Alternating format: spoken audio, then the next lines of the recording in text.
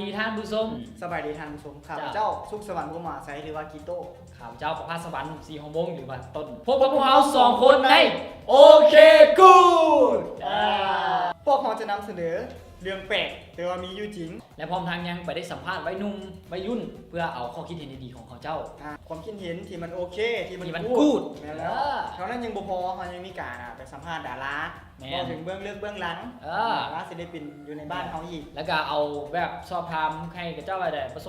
บการณ์ของเจ้าผ่านมาเป็นเท่าใดแต่ก่อนที่จะไปเบิ่งตัวตื่นยัง เขา ก็ตื่นแต่ก่อนที่เบิ่งระยะต่างๆเนาะท่านผู้ชมเขาจะมีระยะทำอิฐนั่นก็คือเรื่องแปลกแต่จริงแล้ววันนี้ก็ขอขอบใจนะท่านผู้ชมที่ให้เกียรติการรับชมรายการของพวกเขานะแต่วันนี้พวกเขาขอลาไปก่อนสวัสดีมันหักกระเพื่อให้การเอาไม่ลาเขาไปใส่มูบอกว่าหัวใจของคนเขานะถ้าออกมาจากทางกายของเขามันยังสามารถมีชีวิตอยู่ได้ยังสามารถเต้นปับอยู่ได้จบเอาหัวใจมาตั้งไว้ปึ้มมันยังเต้นตุบอยู่แม่ก่อนเป็นอย่างว่าหัวใจค่อยสามารถเต้นได้ก็ย้อนว่าต้องผ่านมือหมอผ่านขั้นตอนผ่านวิธีการของแพทย์หมอไอแบบตัวสิตายแล้วสินะเขาตายเขาสิสละหัวใจให้ตัวเขาบอกถึงคนที่ตายเขาก็บอกเพียบแสดงมาต้องได้ผ่านมือแพทย์มือหมอก่อนคือแบบให้หมอออกแห่มาสั้นๆตาตัดสักค่อยยิบไปให้หมอหัวใจค่อยออกแล้วค่อยเอายิบไว้คืนแล้วก็นี่แหละอันนี้ก็เรื่องแปลกนึงฆ่าผู้ตายเป็นบอกหัวใจเขาอยู่บ้านฆ่าผู้ตายพรตายเด็กเอาเรื่องของหัวใจแล้วมันต้องที่เส้นเลือดอีกละมีมาตลอดมันตัวนี้เนาะเอาเรื่องเขาก็ต้องต้องซอกหูหาความหูเส้นตัวเองเอามันเปรียบกับเด็กเส้นเลือดเขาจะหูเหมือนกันตัวหูว่าเส้นเลือดของคนเขานะมีจักเส้นเอาออกมาเมื่อทุกเส้นมัดซะกันนะสามารถไปมัดโลกได้2 รอบผีบ้ามัดได้2 รอบพูดแน่2 รอบอีหลีตัวนอนฝันเมื่อคืนนี่บอกตัวบ้านโบแม่แหละเขาซอกหูด้วยความหูตัวเองแล้วตัวมาได้แต่ตัวจริง Google โอ้ยบ้าแล้วยังมีนอกจากเส้นเลือดนี่ยังบุพอยังมีเรื่องการอะไรค่อยอยากหูยินนางฟังเจ้านี้มันเรื่องการอายเจ้าเคยอายบอเคยอะไรบอแล้วคุณบอถ้าเจ้าอายแล้วบนไหนมันสีแดงเนี่ยหน้านี่แหละหน้าแดงทุกคนอายเจ้าเห็นบอว่าหน้าจะแดงแต่บางคนกับมิดอยู่ที่ไหนอันนั้นโคตรอายเลยนั่นแหละครับแต่ว่ามันยังมีอีกบอลหนึ่งที่เขาบุสามารถสังเกตเถื่อมันก็แดงขึ้นกันบอแมนดังบอแมนกันบอแมนทองแมนทางผู้ชมเวลาคนที่เขาอายนะหน้าคนเขาจะแดงเป็นบอลทำทรงจากสังเกตเองเนาะแดงเนาะทุกคนยังไม่ได้สังเกตอีกบอลนึงคือว่าทองของเขาลองอธิบายเคยเป็นอย่างมันคือแดงเขาเคยก็จะพูดกันในนี้อันนี้เขาพูดกันแล้วจะพูดยังไงมันแดงเวลาเด็กเขาก็อ่านกูโก้ใช่ไปขึ้นว่าตัวแบบเห็นผู้สาวอายแล้วเป็นตัวไปเปิดห้องเบิ้งสินะอันนี้ก็เป็นเรื่องแปลกอีกอันนึงยังอีกอันนึงอันสุดท้ายมีอีกละอันไหนแบบนี้ตัวนี้สำคัญที่สุดเลยในห่างกายของคนเราสำคัญที่สุดอันดับ 1เลยเนี่ยตาของเรามันก็สำคัญอยู่แล้วสมมติตัวตาบอดตัวบอดจ้างเขาบอดตัวสมมติเด้แล้วพวกว่าสายตาของคนเขาหรือว่าตาของเขานี่ก็เป็นเรื่องแปลกเป็นจริงของเขาด้วยกันมีตาตัวเห็นกล้องดิจิตอลกล้องวิดีโอกล้องได้งูธรรมดาเอาเด็กรายการทำก็มีตาของคนเขาเนี่ยนะดีกว่ากล้องหลายเท่ากล้องดิจิตอลหรือว่ากล้องอย่างกระยาเนาะจะบ่เท่าตาของคนเขาความละเอียดของตาของเขานะ576 ล้านพิกเซลว่าไปแล้วทุกท่านรู้กันบ่อยากเชื่อหรอกแต่ว่านี่คือเรื่องจริงไปกับเชื่อจริงเพราะว่าถ้าค่อยรับตาคือบ่เห็นกับแมนอันนั้นคือปีกล้องกับบ่เห็นเหมือนกันแสดงว่าตาเขานี่ละเอียดกว่านั่นบ่แมนและนี่ก็คือเรื่องแปลกแต่จริงโอ้โหค่อยมากหลายเรื่องอายนี่เห็นบ่เจ้าหันเมี่ยงจับแต่เราสามารถทุกมือลิ้นนี่ก็เสิร์ชหาข้อมูลใช้ตัวเองเรื่องแปลกจริงของเขานี่มีอันไหนแดงก็มี4 อันมีอันไหนแดงหัวใจ1เส้นเลือดการอายสายตาคนเขาจะมักแบบค่อยมักว่าค่อยมักสายตาค่อยมักอายไปครับผมถือว่าเขากะผ่านพ้นไปถือว่าได้ความรู้หลายเติบแม่นแล้วแต่ว่าระยะต่อไปเดี๋ยวแต่ข้ออย่าพูดว่าข้อบิเซอร์จริง Google มันบอกนะเส้นเลือดคนเรามันที่พันโลกได้2 รอบแค่ว่าจังหวะนี่ให้ทางผู้ชมไปพิสูจน์เราพิสูจน์เลยเพราะว่าพวกเราโปรกล้าพิสูจน์แต่ว่าอันพิสูจน์ง่ายๆเลยก็คือว่าตาเนาะเขาจับได้แล้วก็เรื่องกัดอายเขาจะพิสูจน์ได้ถือว่ากับพานพ้นไปค่อยก็ได้ความรู้หลายเติบด้วยนั่นแหละเท่านั้นเจ้าก็ไปหาไม่ค่อยแน่เดี๋ยวค่อยไปพูดด้วยกันโอ้ยเจ้าเจอค่อยแน่มื้อนี้เจ้าลินไฟมันสู้ว่ามื้อนี้บ่เจอกันนี่ยังเถื่อ มื้อหน้าเขาจะเฮ็ดเจ้าคืนนี่แต่เนาะทางผู้ชมก็ได้เบิ่งได้เห็นกันเนาะเรื่องแปลกจริงของเขามีอย่างแน่ เลยไปแล้วและระยะต่อไปก็เป็นระยะที่เขาต้องระยะที่เพิ่นมา ไม่ใช่ โอ้ยรอสามชาติไปนุ่มไปรุ่นนี้ โอ้ยว่าเราจะไปเลย สาว ว่าเราจะไปเลยทีนี้ ยังไปก็ไปเรื่องนู้นแล้ว ไปเลยเนาะแล้วท่านไปเลยทีงานเขาบุกเลยไปใช่ก็ เจ้าอนุวงศ์ ไปเลยทางทรงไปเดี๋ยวนี้เลย ซื้อเปียก เปียกเจ้า เดี๋ยวรายการเขาจะมีคำถามมาถามน้องนะคือใหญ่กับยาว ใหญ่กับ น้อง ยาว คิดว่าผู้สาวมากอะไร ใหญ่ ใหญ่กับยาว ขึ้นแบบพี่โดดแบบพี่ขึ้นเลือกแน่นอน ใหญ่กับยาวอ่ะ โดยนั่นแหละ คิดว่า คิดว่าผู้สาว ใหญ่ ใหญ่ ใหญ่น้องหู้บ่ใหญ่กับยาวมันหมายถึงไง ใหญ่กับยาวก็หมายถึงใหญ่กับยาว หมายถึงใหญ่กับยาวเนาะ อย่างขึ้นมาใหญ่อย่างขึ้นมาใหญ่ ฮะ อย่างขึ้นมาใหญ่ กะมันใหญ่เห็นติ มันใหญ่ เนาะคือใหญ่ก็คือคนที่มีฐานะรวย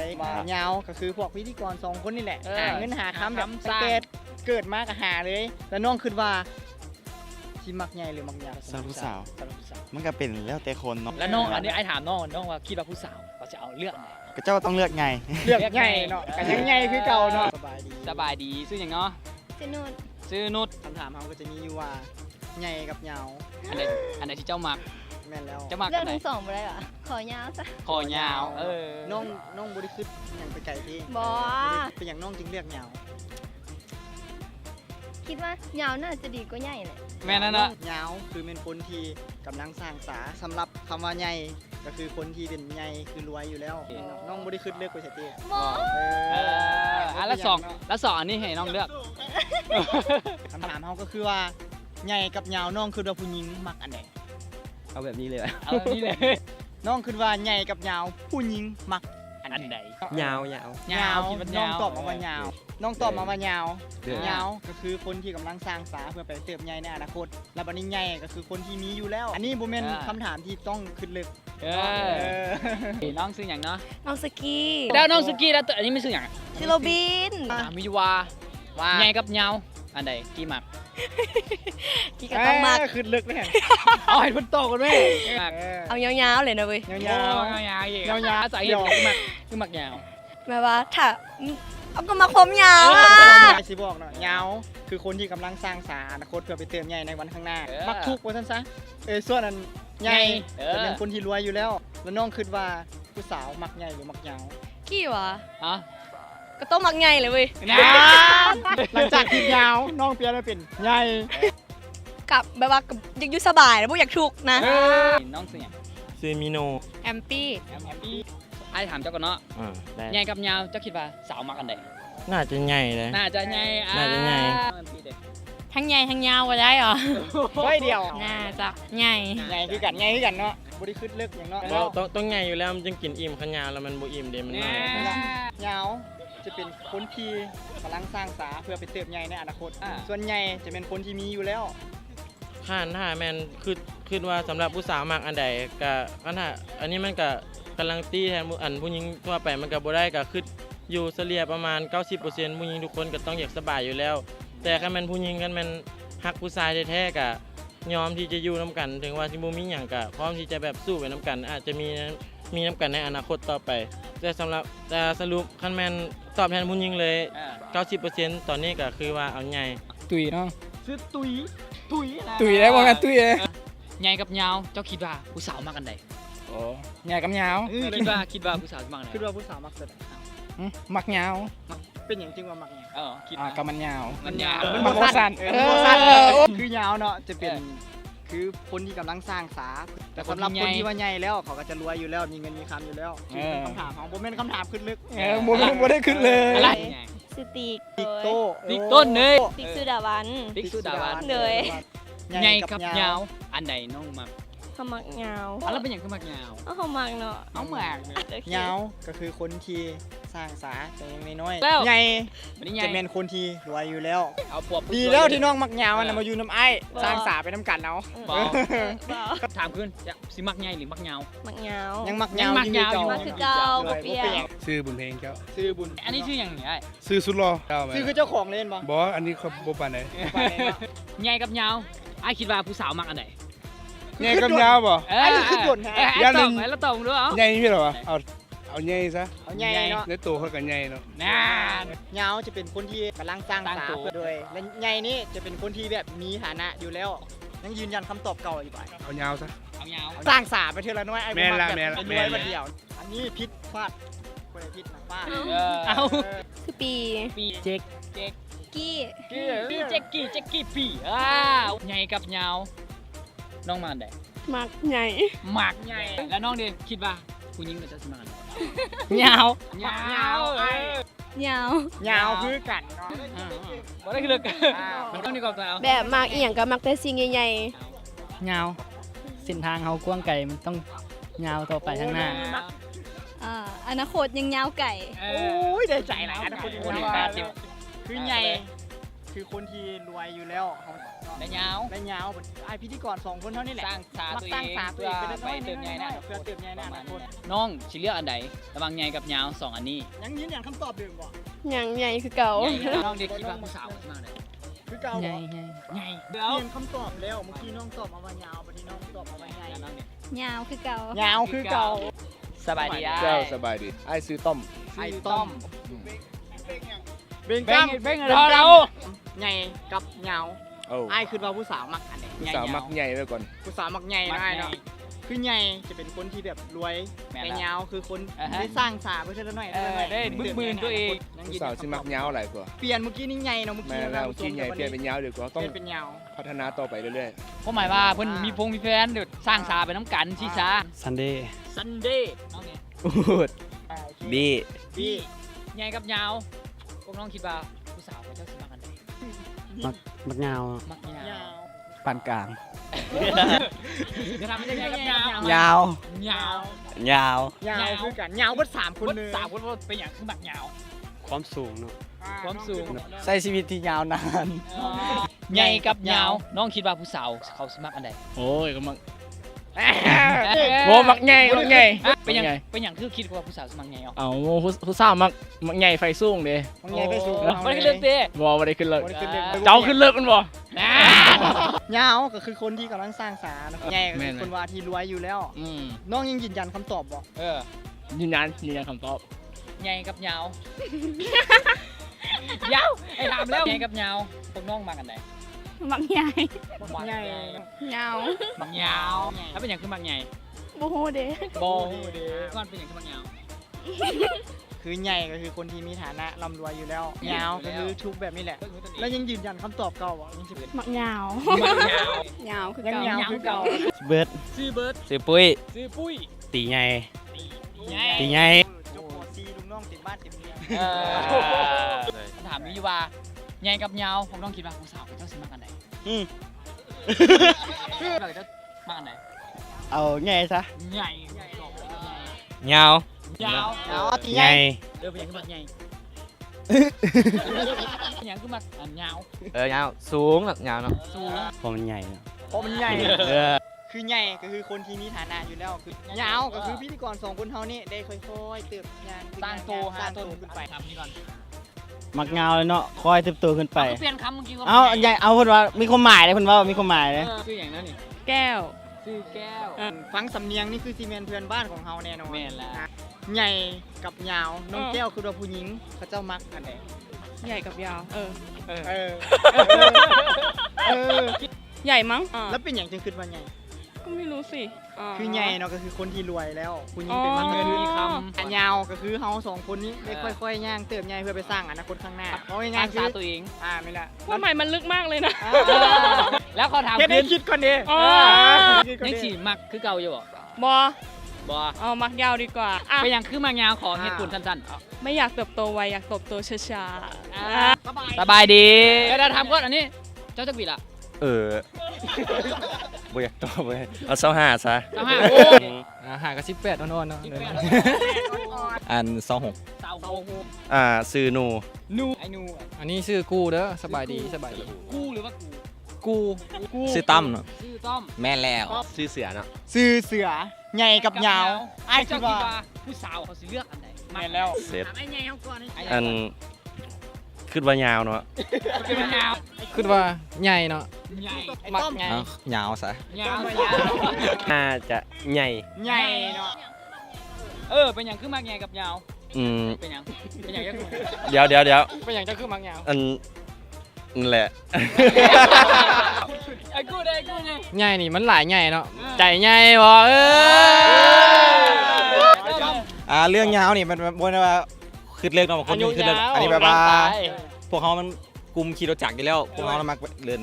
ทางไกลมากไปแม่แล้วก็อยู่แม่แล้ว ต่อมา แบบว่าใหญ่ๆแบบกลุ่มใหญ่ๆฮะแบบรถใหญ่ๆนะ กลุ่มใหญ่เนาะเดี๋ยวที่เฉลยคำตอบให้ฟังคือใหญ่คือคนที่มีพื้นฐานว่าง่ายๆคือรวยอยู่แล้วยาวคือแบบทุกคือข่อยกับพิธีกร 2 คนเลยแหละ ไปสร้างสาไปสักหน่อยแล้วไอ้คิดว่าผู้สาวยังที่มักใหญ่หรือยาวคิดว่า ถามเจ้าก่อนนะ ยาวแหละ คำตอบคือเก่าย าวแท้ มันยาว กัน เปลี่ยน บ่ คันเรื่องแล้วโบคันเป็นใหญ่คันเรื่อง เอาแม่นไว้แม่นอ่ะ อาเมนซะ แม่น เป็นคนตรงไปตรงมานะยังไงคือเก่าใจเดียวเนาะใจเดียวหาครอบครัว เดี๋ยวผมไม่ถามเรื่องผู้สาว ยาวก็ว่า ยาวคือเก่า คบกันไปโดดๆยาวๆไปเลย โอ้โดยมันละ ใหญ่คือเก่าหั่นแห ยั ละ งไงเก่า เป็นไงเด้อ เดี๋ยวค่อยมักยาว เป็นอะไรมื้อนี้ครับลงไปสัมภาษณ์น้องๆ มักคนมัก มักอย่างไร มักเบิร์ดนั่นแหละมักคำตอบมักอย่างนั้นแหละบางอันบางน้องบางอ้ายก็ตอบแบบขึ้นอย่างแบบไปไกลๆนะแต่ความจริงเขาแบบความหมายมันลึกซึ้งเด้ ส่วนหลายกระเจ้าจะเลือกยาว แต่มันใหญ่กว่านี้นี่ ใหญ่กับนี้ คนก็จะมักยาวก็คือแบบว่าบ่อยากใหญ่ไว้เขาจะแบบอยากเติบโตช้า เออ ๆเขาจะมักทุกข์ แม่นบ่เรื่องเขาในทุกเรื่องมาดิ ทุกข์แล้วเนาะ แต่ถามเป็นคำถามที่ถามที่กระเจ้าแบบกระเจ้าผมกล้าตอบเลยเนาะบางคนผมกล้าตอบ ก็ยกขึ้นเลย โอ้ นอกจากสรุปกันไปก็ยาวหลายก่อนในช่วงต่อไปเขาก็จะเป็นช่วงนี้ค่อยมักได้ใกล้ชิดกับดาราเด้ช่วงนี้นะ แม่นสบอก โอ้ดาราคนไหน อยากรู้ว่าเป็นผู้ใดไปติดตามตรงนี้ สบายดี ก่อนอื่นน้องก็หาให้ดาราฮับเชิญเฮาแนะนำตัวกันนะครับชื่อจังได๋มาจังได๋บางทีท่านผู้ชมอาจสิบ่ทันฮู้ ข้าพเจ้าอาสนาจันทราสิงห์หรือว่าห้องง่ายๆเนาะอาจโอเวอร์แดนซ์นั่นเองเนาะด้วยความเป็นคนบ้านนอกคอกนาขึ้นมาอยู่เวียงจันทน์ได้เป็น4-5 มื้อเมื่อวานนี้เองเป็นหนึ่งในศิลปินของโอเวอร์แดนซ์ โอ้ผมโอเวอร์แดนไว้ มิสเตอร์หินส้ม นั่นโอ้มักเลยเพลงนี้นะ โอ้ยมักวัยรุ่นฮิปฮอป สิได้น้องเกิดทันเลย แมนบอกโอ้ น้องเกิดทันเลย แมนบอกยุคนั้นในยุคนั้นบอก นั่นละ มันละกันในหนึ่งในสมาชิกของโอเวอร์แดนซ์ ด้วยสมาชิกเฮานี่มีกี่คนนะ แต่ก่อนก็มีคู่กันอยู่ดีแล้วเนาะซ้ายจีนยิงหนึ่งก็คือ5คนมี5คนกับแต่ก่อนเท่าไหร่แต่ปี2003ด้วย2003พวกเขาออกอัลบั้ม ด้วยบัดนี้สิมาถามไอ้ก่อนที่จะเข้าวงการนี่มันไผเป็นคนสักส่วนมา สำหรับพวกเราเองเนาะสำหรับอาร์ตเองก็แท็กซี่ว่าจังไดเนาะความหมายมันก็เป็นพรหมลิขิตอะไรเนาะให้5คนมาเจอกันหมายความว่าการนัดกันมันบ่แม่นการซักซ้อนอีกหมายความว่าแต่ละคนมีเวียกไผเวียกมันแล้วบังเอิญเนาะพวกเราไปเจอกันอยู่ที่ศูนย์สุขภาพและพัฒนาวัยหนุ่มเนาะในสมัยนั้นพวกเราเป็นอาสาสมัครอยู่นํกัน แต่ก่อนเฮาเฮ็ดเวียกเป็นนักเต้นอยู่โรงแรมนึงแต่ก่อนคือสมมุติสำหรับอ้ายเองเนาะเฮ็ดเวียกอยู่นะศูนย์สุขภาพและพัฒนาวัยหนุ่มเนาะเป็นอาสาสมัครบ่เป็นเฮ็ดเวียกเป็นอาสาสมัครอยู่หั่นหลังจากเป็นอาสาสมัครอยู่หั่นแล้วก็มีผ่านการเต้นมีครูฝึกมาสอนนั่นนี่สอนไปสอนมาพวกเขาเรียนเรื่องสุขภาพเจริญพันธุ์แล้วก็ฮู้จักกันเอาไปเอามาฮู้จักกันแต่ว่าก็ยังบ่ได้รวมกันเทื่อว่าสิเต้นห้องเพลงบัดนี้มีงานของศูนย์พวกเขาก็ได้ไปเต้นแล้วบัดนี้ก็ยังบ่มีชื่อกลุ่มและส่วนใหญ่ก็จะมักเว้าว่าพวกอ้ายคือเวอร์แท้เห็นอย่างคือเวอร์แท้ก็เลยว่าที่มาแหละเอาความมาเวอร์มาใส่ว่าโอเวอร์แดนซ์โอเวอร์แล้วก็เต้นพร้อม การรวมๆกันมากันตั้งแต่ปี 2002 2003ได้เนาะ แม่น จนฮอดถึงมือนี้ แล้วมันมีช่วงที่อาดอเป็นเต้นมาถึงจุดหนึ่งจุดเครื่องกลางที่ละจุดใดบ่ที่แบบมากที่สุดคือใจที่สุดในช่วงที่ว่าชื่นใจที่สุดก็คือว่าช่วงได้ออกอัลบั้มก็คืออัลบั้มมิสเตอร์หินส้มเนาะแล้วมีบอลในช่วงยังที่แบบเฮาแบบคล้ายๆแบบว่าเฮามานะแบบเฮามาแบบว่ามันคือแบบมีความแบบข้อมีอย่างมีอยู่แล้วเพราะว่าเฮาอยู่ร่วมกัน5คนบ่ว่าอยู่ใส่กะยาเนาะเฮ็ดเวียกหลายคนมันก็ต้องมีข้อยุ่งยาก1เรื่องเวลา2เรื่องแบบว่าเรื่องสิว่าจังไดนิสัยกับพวกเข้ากันมันต้องมีมื้อใดมื้อนึงเนาะ เฮ็ดเวียกหลายคนมันต้องบ่เข้ากันแต่ว่าพวกอ้ายก็พยายามที่ว่าเฮ็ดให้มันดุลเดียนที่สุดหมู่ก็คือหมู่เวียกก็คือเวียกเวลาเฮาก็เป็นเวลาให้นั่นนี่แต่ว่าทุกคนมันก็ต้องลงเองด้วยกัน แล้วมาถึงจุดนี้เนาะเป็นอย่างที่ว่าบ่ได้เห็นออกทางโทรทัศน์ทางวิทยุคือว่าหยุดเลยคือว่าบ่เห็นอัลบั้มเห็นอยู่ได้เห็นแสดงมิวสิก แต่ก่อนมันจะเป็นอัลบั้ม2ซึ่งเพลงก้าวขาบอก็เขาก็จะค่อยได้ถ่ายทำแล้วก็จะค่อยได้เอาตัวเองไปโชว์หมายความว่าได้แสดงมิวสิกตัวเองแต่ว่าถามว่าห่างหายจากวงการแล้วก็นั่นนี่เพราะว่าพวกเขาแต่ละคนเนาะเรียกงานก็คือกัน แล้วถ้าได้ยินว่าเป็นแบบว่าถ้ามีโอกาสกลับคืนวงการโอกาสไอ้อาจพอสิกลับคืนบ่หรือว่าเช่าเลยล่ะ เรื่องแผนเนาะแต่ละคนนี่เนาะเวลาเขาก็ได้ล้มกันอยู่ว่าเวลาเขาเห็นแบบน้องๆที่ว่าออกเพลงใหม่ที่พวกเขาก็ได้ถามกันอยู่ว่าควรจะมีบ่เขาควรจะเฮ็ดอย่างนั้นเดี๋ยวความหมายเว้าหยอกกัน แต่ว่ายังบ่มีลายลักษณ์อักษรแล้วแต่ละคนนี่ไปเฮ็ดเวียกอยู่ทางด้านไหนเด้อกะบ่หนีไปไสดอกก็อยู่ในวงการคือไกลก็เป็นผู้บริหารค่ายจังซี่สำหรับเจ๋งกับเอกจังซี่ก็เป็นออร์แกไนเซอร์พวกเวทีนั่นน่ะนี่สินะครับงานของบริษัทคือสมมุติ1ห้านอ้ายจะเป็นแบบว่ามหาชนเนาะ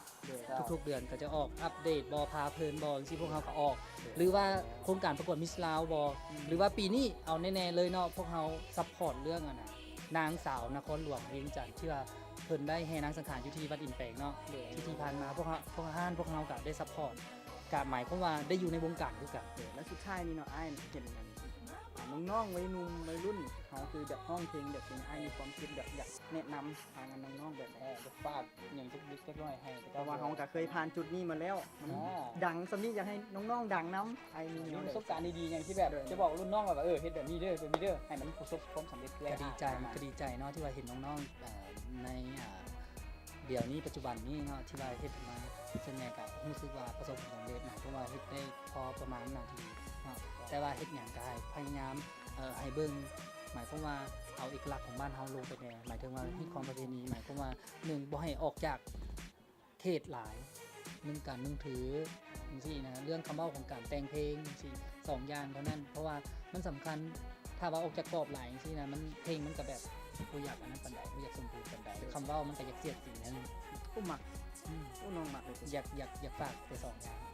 และอีกอันนึงซะเรื่องห้างของนี่ครับป้ายอยากให้ทำส้มที่มันเห็นห้างขึ้นสมัยนี้เด้อฝากผลงานนำสำหรับห้างของพวกเฮาเนาะมีสมัยมีอยู่ทั้งหมด4สาขาเนาะปักเซมี2อยู่ปักเซมี2แล้วก็อยู่ที่ยังก็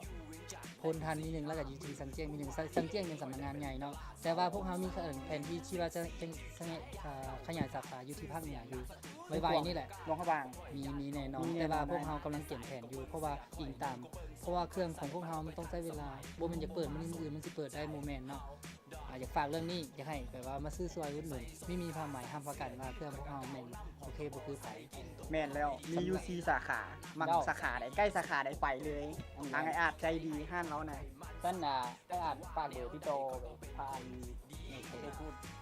สำหรับเนาะรายการประเทศพูดเนาะขอบใจหลายๆเนาะที่ว่ามาทางห้านนี้มีความหมายเฮาแต่ว่าก็อยากฝากเนาะว่าห้านของพวกเฮาเนาะตั้งอยู่ที่พ้นทันแลแล้วก็อยู่ที่ตลาดสังเจียงหรือว่าไปซื้อหาลูกค้าที่ว่าอยู่ที่ปักเซก็สามารถไปซื้อปักเซได้หรือว่าตั้งแผงอื่นก็ที่ว่ากำลังจะเปิดเนาะเบอร์โทรติดต่อแมนศูนย์สำนักงานใหญ่เนาะหมายความว่าติดต่อกับข้าพเจ้าเลยก็ได้ติดต่อไอ้อาจโดยตรง22000888เนาะติดต่อมือถือเลยมือถือไอ้อาจเลยถือว่า24ชั่วโมงไว้โอ้ยได้แล้วนอนเด้อถ้ามีเวียกมีงานซื้อเสื้อจากห้างไอ้โทรมา24ชั่วโมงถ้าบ่เป็นเวียกโทรน้ำหนีแล้วสิปิดเครื่องโทรน้ำหนีแล้วสิปิดเครื่องโอ้แม่สุดท้ายนี่ก็ขอบใจทางไอ้อาจหลายๆแล้วก็สถานที่ห้างมีผ้าใหม่ของไอ้อาจเนาะเลยขอบใจอาจหลายๆขอบใจนี่แหละอาบสัมภาษณ์อย่างเดียวโอ้ยก็สัมภาษณ์เราแล้วถามเราว่าเอาก่อนเราไอ้อาจสิมาเป็นนักร้องเพลงบ่อยู่ในดนตรีนี่นะเก็บเต้นกันอย่างนี้นะไอ้อาจพาอย่างมาแน่ถ่ายสักส่วนมาเขาเป็นชีวิตเบ้าหลายอย่างว่ามีหลายอันให้สักส่วนลงมาแต่ว่าในตอนนี้เป็นช่วงสุดท้ายของรายการของเราแล้วก็อยากฝากให้ท่านผู้ชมติดตามกดแชร์กดไลค์แดทางแฟนเพจทาง Facebook ของพวกเราโอเคกูดพิมพ์เข้าไปโลดจะเห็นขึ้นมา